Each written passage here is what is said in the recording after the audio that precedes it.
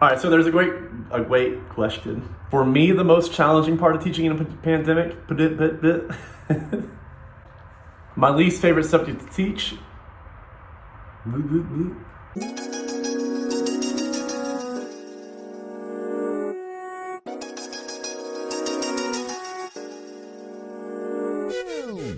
Hey guys, today we're coming at you with a new kind of video. As you guys know, Dustin and I are long distance, and so sometimes we have to be a little bit creative to still put out these videos weekly for you guys. We do a lot of batching when we're together, so we're able to shoot a lot of things and then trickle it throughout the weeks, but the last time I saw Dustin, it was my birthday weekend, and we really wanted to enjoy that for ourselves. We might share that footage later, but we didn't have time to record like 4 videos at a time to share throughout the week. So we're going to kind of give you a glimpse into our long distance life. Last Saturday, we shared a video with you guys all about how we have our 2 different teaching styles and what we do in our teaching life and how we come together as a couple. And today we're going to be answering some of those questions that you guys have asked about our relationship and teaching and all of those things in general. So I'm going to be answering questions on my end in Atlanta. Dustin will be answering questions on his end in Indianapolis, and we're really excited to get into this with you guys. Before we get started, I'll go ahead and introduce myself. My name is Keanna, and my boyfriend is Dustin, and if you haven't caught on just yet, we are in a long-distance relationship. We are an interracial couple, and we are both elementary school teachers. We love what we do, and we're so fortunate to do what we do. I've been teaching for 6 years now. I teach 5th grade, and Dustin will tell you a little bit more about his teaching experience, but if you did not get a chance to check out our last video, be sure to click the card here so that you're able to check it out. Hey everyone, it's Dustin here. I teach 4th grade in Indianapolis, Indiana. I'm in my 11th year of teaching, and I teach all subject areas, so I actually have the kids with me all day, every day, whether I like it or not. Luckily, most days I do.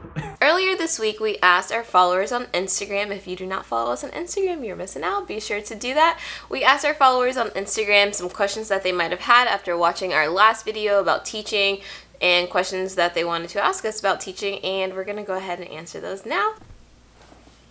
First question says, what is your favorite subject and least favorite subject to teach and why? This is really easy for me. I teach math primarily. Last year I only taught math. This year I teach math, science, and social studies to 2 periods of classes, but math is my favorite subject to teach. It's just so much fun. You can make it hands-on, and I think that's what I love most about it. Students that once struggled with math, I am able to work with them to make it make more sense by making it concrete and doing different projects and things like that. I love teaching math. I just think it's so fun, and everyone can be successful in it. My least favorite subject, one that I don't have to teach anymore, but it would totally be writing. I used to teach 2nd and 3rd grade, and we had to teach all the subjects in those grade levels, and why I left 2nd and 3rd grade was because I wanted to focus more on the math content and less on that ELA, language arts content. I love teaching reading. I love reading lessons. I miss teaching reading. I miss teaching grammar, but teaching writing is not fun, and it's challenging. It's really hard for students to understand how to express themselves with words and all of that. So yeah, you can miss me with that one. All right, so least favorite subject to teach has to be grammar. I don't mind teaching writing as much. I actually enjoy teaching writing. I like teaching kids how to get excited about writing captivating leads and persuading their audience or entertaining their audience. That's all fun to me, but grammar just is boring to me. So I'd much rather teach math, science, reading, before I have to teach grammar. And that's not to say that I don't find it important, I just don't enjoy it. And so maybe I need to take some tips from Keanna, because I know she talks about how you can gamify it, and I get that, and so maybe I should take a page from her book and go ahead and give that a try. Maybe I'll enjoy it more, but for right now, grammar's gotta be my least favorite subject to teach. Number 2, what's the most challenging aspect of teaching in a pandemic? Can I say all of it? No, but seriously. Oh, there's been so many challenges this year, I really don't even know where to start. But the most challenging, I think, would just be the lack of connection in every way. It's the lack of connection with my in-person students because we all have our masks on, so you might perceive a student's perception or vice versa. They might perceive my or what I'm trying to portray to them, but they might misinterpret facial expressions because we can't see half of each other's faces. Same with coworkers. I'm new to my school this year, and I feel like I don't know most of the people there because I feel like I don't even know what they look like. It's very strange. And then with my digital learners, I especially feel a lack of connection because some of them are on it every day, but I still haven't seen them in person. And so I just know them through a computer screen, which is so strange. But others, cameras off every day, no talking, no chatting, there's no connection. It's like a skeleton in my class. So it's just been a very interesting year, but that would be the biggest challenge for me, the lack of connection. For me, the most challenging part of teaching in a pandemic would probably just be the social distancing. I'm so used to having such a close classroom community, and there's a whole lot of kids hug me and we high five and we stand around the stage and sing songs, and just not being able to do any of that is definitely very different for what I normally experience in my classroom. So that's tough. It's also tough when we've done the virtual side of things because virtual is not for me. I know some people love it. For me, I thrive on the synergy in the classroom, so being virtual is definitely not it for this guy. Question number 3 is a funny one for me, or so teacher life. How do you deal with jealous coworkers? I don't. I really don't. I have learned to keep to myself. When dealing with coworkers in teaching in the way that Dustin and I teach, it's almost inevitable that people are gonna hate or question. It sounds very pompous to say oh, they're hating, but a lot of teachers feel like our job is hard, which it is. And so for others that decide to go outside of the box or try new things, challenge things, that's often not embraced as much in the education profession because other teachers are going to perceive that as you making them look bad. Why do you have to be extra? Why do you have to do that? And instead of worrying about themselves and what's best for them, for their students, and allowing me to do what's best for myself and worry about my students, sometimes there are rumors, there is hate, but I have to put what I do this for in the forefront, and that is for the kids. I don't care about these other teachers, and not that I don't care about my coworkers, but I don't care about hate or negativity because what I do this job for is for students, not for the approval of others. Jealous coworkers, that's an interesting question. I don't think that I've had jealous coworkers as much as maybe I've had coworkers where our visions for what goes on in the classroom just didn't really align.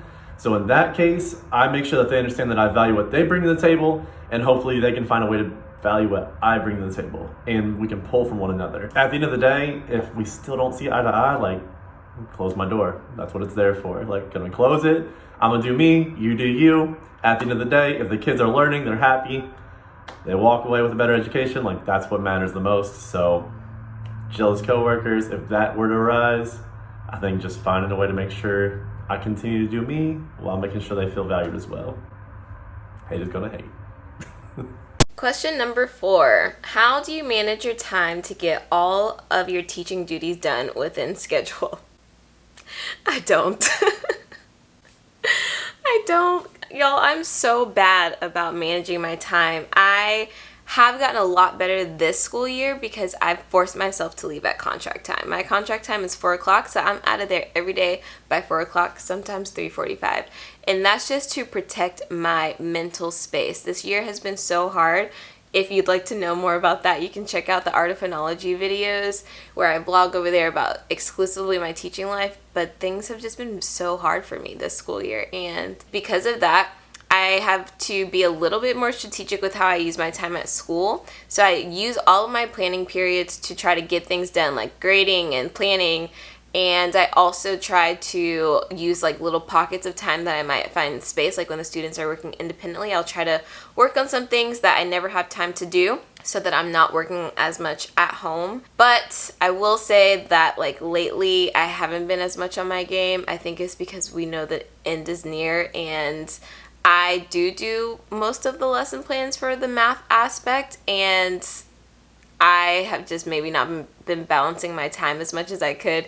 And because of that, I have been working a little bit on the weekends. It's just something I had avoided doing for a lot of this school year. But I hope to get back on track after spring break. I only have one more week, and hopefully then I will be able to get back to utilizing that time before school, planning periods, and that little pocket after school before my contract time ends to get as much stuff done as possible. This question about managing my time so that everything gets done, or all my teaching duties get done within schedule. If you are a teacher, you know that this is just not possible. I get done what I can, and what I can't will still be there tomorrow. So I've been really bad about in the past about staying really late every night, and also just spending my entire prep period socializing. So this year, I've tried to be a little bit more intentional about maximizing my prep time, because it's not very long anyway. Like, the kids go to specials and then I have to get my work done. And so I go into my room, I grade what I can, I get stuff together for upcoming lessons, I copy if necessary. But I try to make sure that my day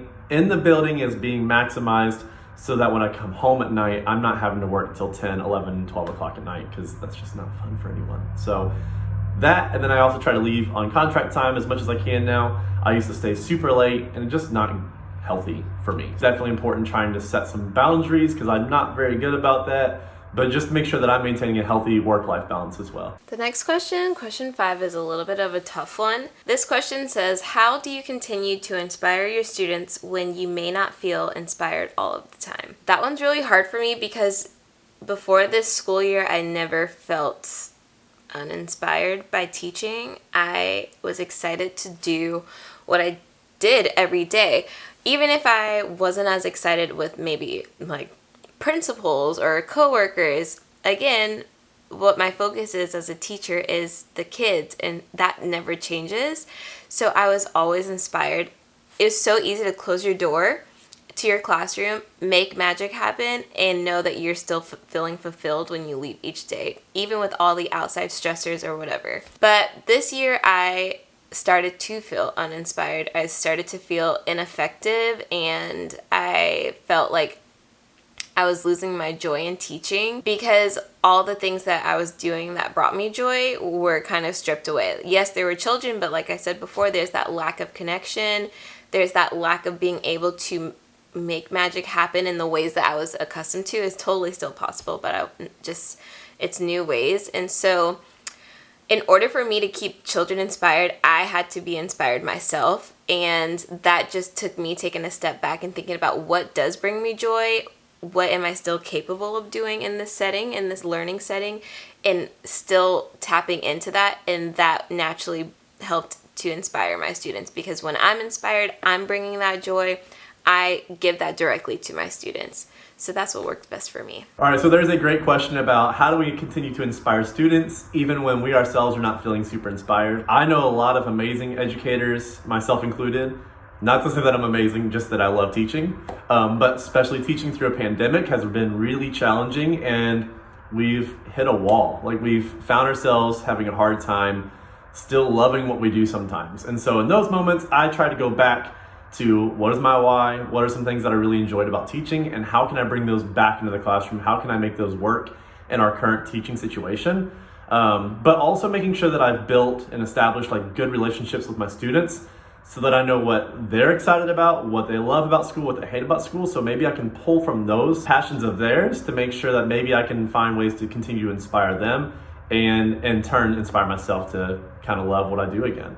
And so there are definitely days where I have a difficult time staying inspired, but I know at the end of the day, I'm still there for kids, and I still want to make sure that they're walking away being the best versions of themselves. And so I have to find a way, one way or another, to make sure that they stay inspired, stay motivated, and continue to want to improve. Question number 6 says, I know stress occurs in every relationship, but being teachers, how do you manage it? We, I think, do a better job at managing our stress now than we did at the start of the school year. And when I say we, I mean me. Dustin gets stressed. We both get stressed, but I think I outwardly express my stress a little more sometimes. And I think what helps us manage our stress is that Dustin is a very patient person. That's what helps us manage our stress. So he's always willing to help me when I'm stressed. He's always asking what types of things he can do that can help me and be beneficial. And I try to do the same for him, but Dustin's a little bit different from me in that he doesn't always accept help, like ever. But I think just reaching out to each other and one, we can relate. We both know what we're going through, at least in some very similar experiences. So that helps a lot too with our stress. But then being there for each other, offering to help, whether we're near or whether we're far, doing what we can to help each other definitely helps us manage our stress. And just talking it out, that's also super beneficial. Stress is a part of life, so whether you're a teacher or not, life is stressful sometimes. And I think that in relationships, like, it's going to be super important that you understand who you are with and what's going to add to their stress and what's going to take away from their stress. I think that Keanna and I are like in a unique situation because we are both educators, so we can both better empathize with one another, knowing that we've experienced the same stressors. I know at the end of the day, whatever's causing me stress, Keanna's probably experienced the same thing, and vice versa. So in order to get rid of that stress, however, like, we can listen all day and we can vent all day, but finding opportunities to remove yourself from the situation and take teaching out of the picture and just go do something you enjoy. Like, whether it be a night out together, finding time to just talk and play a game. We beat each other in trouble all the time, so that's pretty stress relieving for me, at least, because I'm always winning. Question number 7. Has Dustin had his vaccine shot? I'll let Dustin answer that, but I'm sure you guys probably know the answer already. And when do you get your second vaccine shot? I get my second vaccine shot April 2nd. I'm so excited. So that's about a week away. That will be the 3-week mark for when I had the first one. So I had the Pfizer vaccine. So because of that, I was able to only have to wait 3 weeks. That will be the start of my spring break. I'm hoping that I don't get really bad side effects, but if I do, Dustin will be here. But we're hoping to not have to spend spring break like nursing me back to health. I have not gotten my vaccine yet. I'm going to get it, I promise. I'm going to look into it today, actually, to see if I can get it on Monday. I'm officially on spring break, so hopefully I can get in and get my first shot, but it's coming, I promise. The next question says, how do y'all balance being teachers and keeping a healthy relationship? And I think one more thing that we have to add to the mix, not only with the teaching and balancing our relationship, but we also have that long distance factor in there, which can be challenging. We try not to talk about teaching all the time, so we kind of have this period of the day where we talk about teaching, and that's like driving to work, but that drive home from work is where we talk exclusively or mostly about teaching. So we are usually, when we both leave work, we're talking about how our school day is, and when we do that, we are able to discuss the good, the bad, and the ugly. But then the rest of our afternoon, evenings, weekends, we're not really talking about teaching. We don't bring that up. So we're able to get that out, relate to each other, offer advice, and then we just live our lives like any other relationship would if you taught in different, or